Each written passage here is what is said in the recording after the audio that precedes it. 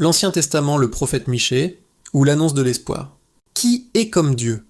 Telle est la traduction de l'hébreu du nom Michée, l'un des 12 petits prophètes de l'Ancien Testament. Le prophète Michée, qui a également laissé son nom à un livre de la Bible, apparaît à une époque troublée par l'expansion de la Syrie. En somme, au 8e siècle avant Jésus-Christ, et notre prophète semble provenir, d'après les sources, de Moréchet, à 35 km au sud-ouest de Jérusalem. La Bible n'est cependant guère prolixe en renseignements sur ses origines, si ce n'est qu'il vécut au temps de Jotham, d'Akaz et d'Ézéchias, roi de Juda, Michée 1, verset 1. Il s'agit, nous l'avons dit, d'une période extrêmement troublée puisque le royaume du Sud est en rivalité avec le royaume d'Israël au nord, mais aussi en proie à toutes les convoitises des autres puissances étrangères de cette époque.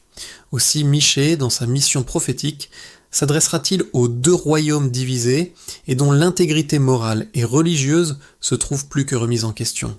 Une critique acerbe. L'action de Michée à l'égard de son peuple apparaît sans détour dans ses dénonciations prophétiques des prophéties rappelées par la Bible, Michée 1, verset 6-7. Je ferai de Samarie un champ de décombres, une terre où planter des vignes. Je ferai rouler ses pierres au fond du ravin, ses fondations, je les mettrai à nu. Toutes ses statues seront brisées, tous les cadeaux qu'elle a reçus seront brûlés. Toutes ses idoles, je les réduirai à rien. Elles avaient été amassées avec les gains de prostituées. Gains de prostituées, elles redeviendront. Michée poursuit en rappelant encore que cette désolation n'est pas le seul fait du royaume du Nord, mais également celui du Sud jusqu'à Jérusalem. Face à cet amer constat, il ne reste qu'une solution, rappelle enfin le prophète, se lamenter, pleurer et implorer le pardon divin lorsque le malheur s'abattra sur son peuple. La prophétie annonce même que des conquérants étrangers se dirigeront bientôt contre Israël. La prise de Samarie. Le prophète, une fois de plus, avait vu juste puisque le récit biblique nous précise que le roi assyrien Sargon II prendra effectivement la ville de Samarie, détruisant ainsi le royaume du Nord en 721 avant Jésus-Christ. Michée sera même témoin de leurs incursions jusque dans le royaume de Juda sous le règne de Sennachérib, fils de Sargon II, et le prophète de s'écrier alors, Michée 1 verset 9, « Car le coup porté par le Seigneur est sans remède, il atteint jusqu'à Juda, il frappe jusqu'à la porte de mon peuple, jusqu'à Jérusalem. » Le style des imprécations de Michée révèle que c'est une personne instruite, probablement au contact de sages. Son témoignage atteste aussi de sa vigueur morale, dénonçant les abus commis par ses contemporains, y compris ceux des puissants de son époque, à savoir grands prêtres et fonctionnaires civils. L'annonce de l'espoir.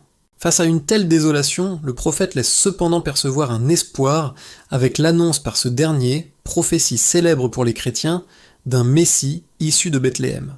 Et toi, Bethléem Ephrata, le plus petit des clans de Juda, c'est de toi que sortira pour moi celui qui doit gouverner Israël. Ses origines remontent aux temps anciens, aux jours d'autrefois.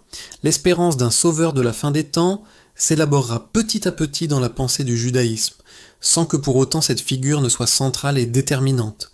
À l'époque, c'est plus l'espérance d'une victoire de Dieu contre les forces du mal qui prévaut, temps messianique, que celle d'un envoyé victorieux.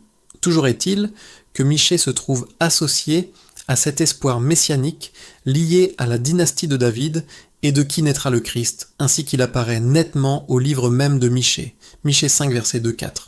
Mais Dieu livrera son peuple jusqu'au jour où enfantera celle qui doit enfanter, et ceux de ses frères qui resteront rejoindront les fils d'Israël.